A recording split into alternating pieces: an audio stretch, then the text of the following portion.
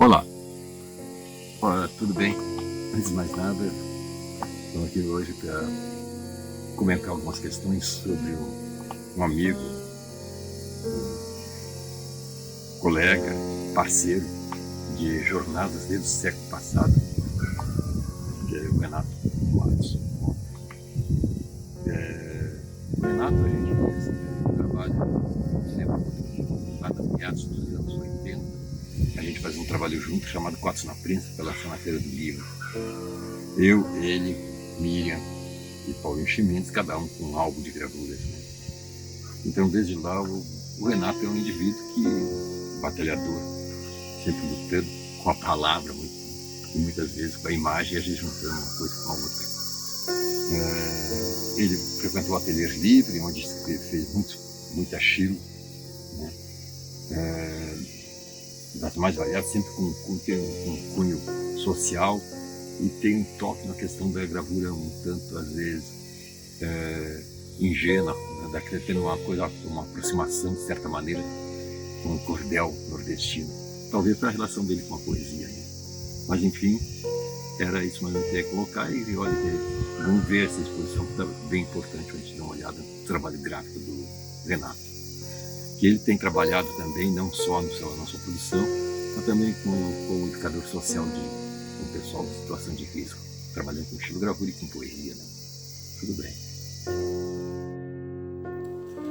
A xilogravura é quase uma segunda natureza para mim, porque é diferente, assim, quando eu escrevo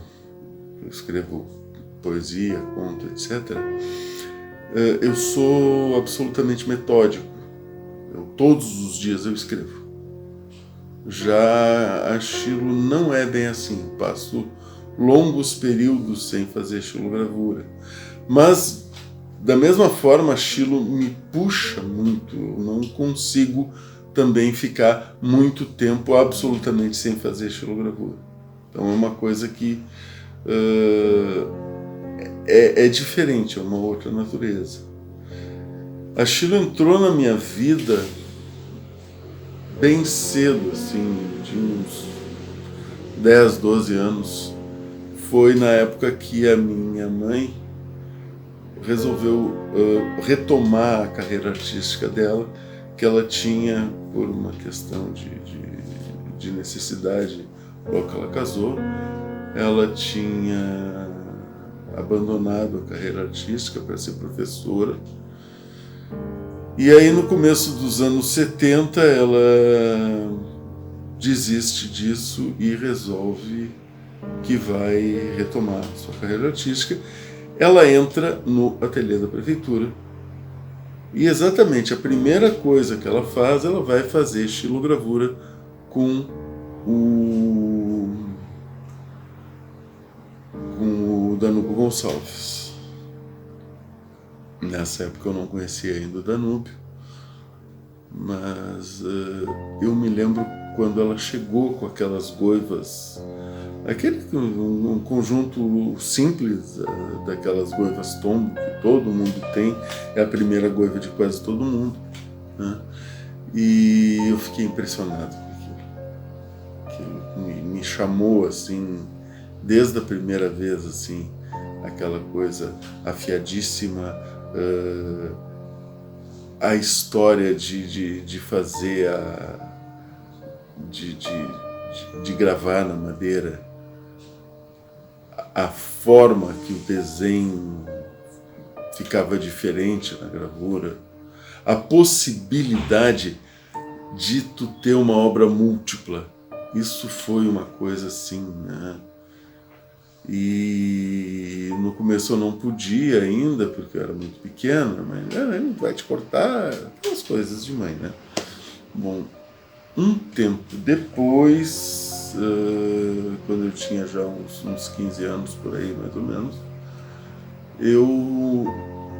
no colégio eu fiz a primeira gravura, que era uma cópia, um trabalho que eu tinha, um desenho que eu tinha copiado do Joe Kubert, uma Pantera, e meu apelido no colégio era Pantera, então isso era para ser tipo um ex-libris meu, uma coisa assim, para marcar o que fosse meu, as minhas coisas, né?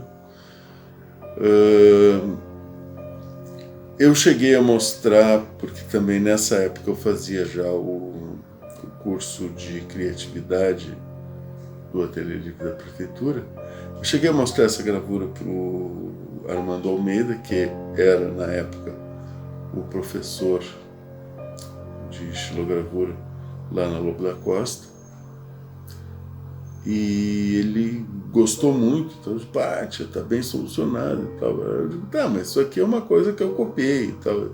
Tá, não, mas tá copiado, mas tá, tu tem um corte legal e tal, experimenta vir aqui e tal. Bom, terminado o curso de criatividade, então eu fiz algumas aulas de desenho, não curti, fui direto para a estilogravura, assim, e fiquei lá. Fiquei um tempo, depois, na época de preparar o vestibular, eu parei, eu fui retomar no meio da década de 80, aí já no CDE com o professor Bento.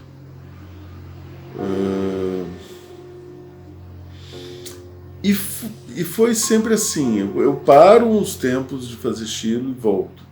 Até mais ou menos 2000 e alguma coisa, quando eu retomo o ateliê da prefeitura e fico.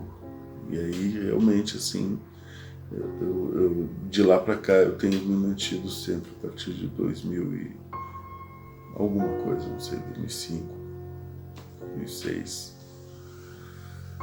Aí, assim, bom, a minha relação entre, ou melhor, a relação íntima entre a minha estilogravura e a minha escrita começa nos anos 80,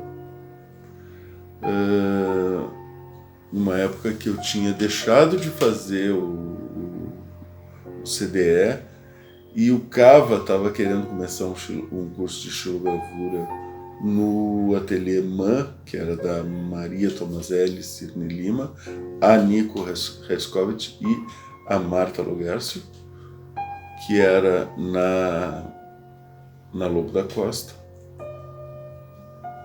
E aí, eu acho que eu fui o único aluno do Cava nesse curso, pelo menos assim, na minha turma era só eu, não sei se tinha outro lá. E nós estávamos, eu comecei a fazer um álbum chamado Pau de Poemas, onde eu pretendia ilustrar meus poemas em estilogravura. E aí eu descubro que o Cava estava fazendo também um álbum chamado A Galdina e Seus Bichos. O Paulinho Chimendes, que era outro super amigo desde os tempos, todos esses quatro que eu vou falar, já eram amigos desde os tempos do ateliê da prefeitura, da década de 70 e tal. Então, o Cava, o Paulinho Chimendes e a Miriam Topolar estávamos os quatro fazendo álbuns. E aí surgiu a ideia assim, não, peraí, se nós estamos os quatro fazendo álbuns, está chegando a Feira do Livro, na Feira do Livro vai ter a Feira da Gravura, do Núcleo da Gravura. Pô, vamos nos juntar os quatro e fazer um evento dos quatro lançando álbuns de gravura. E esse evento se chamou Quatro na Prensa. Foi uma experiência muito legal. E depois disso, assim, eu fiz diversos outros trabalhos. Os Cantos da Carochinha, que foi juntando contos infantis que eu recontei em rima e ilustrei em estilo. Teve o Via Vite, que foi um álbum xilogravuras em cima do tarô, com poemas em cima do tarô também. E teve também junto aí um trabalho coletivo com o grupo Nós da Madeira, que foi em cima do navio negreiro, e diversas gravuras individuais com poemas, ilustrando poetas amigos, ilustrando poemas meus, ilustrando clássicos do Haikai, como o Arakida Muritaki. E é isso, assim, eu acho que, na verdade, embora eu não faça só um trabalho associado à poesia, mesmo o meu trabalho que não é poético, ele tem uma coisa literária no meio. Ele quase conta uma história. Não chega a ser necessariamente ilustração, mas ele tem essa coisa assim, meio... E tem também, claro, né, a questão do engajamento social, né? Isso sempre teve desde que eu comecei a escrever e a desenhar, eu tenho essa preocupação. Isso é uma coisa necessária e que eu acho que ganhou muita força a partir de 2014, quando aí, através da poesia, eu cheguei na Escola Porto Alegre e o prefeito da época, Fortunati, estava querendo fechar a escola, e eles têm um trabalho maravilhoso feito com alunos em situação de risco social, muitos morando na rua ainda. Então, eu digo assim, não dá para deixar isso aí ser fechado, não dá para deixar essa escola. E realmente, assim, a Secretaria de Educação estava sacaneando aí, não tinha professor, os professores saíam e não vinham outros para o lugar. E eu digo assim, o que eu posso fazer para ajudar? E aí eu comecei a fazer saraus, inicialmente eram saraus, depois a gente começou a fazer livros de vários poetas, inclusive meus, com o pessoal vendendo para geração de renda. E aí, desses livros, os primeiros, o pessoal ilustrava um a um, à mão, e eu digo, puxa vida, se essas capas fossem feitas em Chilo, ia ganhar um movimento muito, sabe, ia ganhar velocidade e ao mesmo tempo ia ficar uma coisa diferente. Enfim, aí eu comecei a dar aula de xilogravura lá também. E isso eu venho fazendo desde 2014, lá na época. E acho que é uma coisa que tem movido muito o meu trabalho também. É isso, pessoal. Acho que é fundamental a luta que o Movimento Livre Ateliê Livre vem fazendo em defesa do Ateliê Livre da Prefeitura, que é um patrimônio que Porto Alegre tem, um patrimônio que não pode ser abandonado. É uma vergonha que uma escola que, quando eu cheguei, tinha mais de 30 professores, quando eu era adolescente, comecei a fazer, hoje tem apenas 4. Porque eles foram se aposentando e não se fez mais concurso.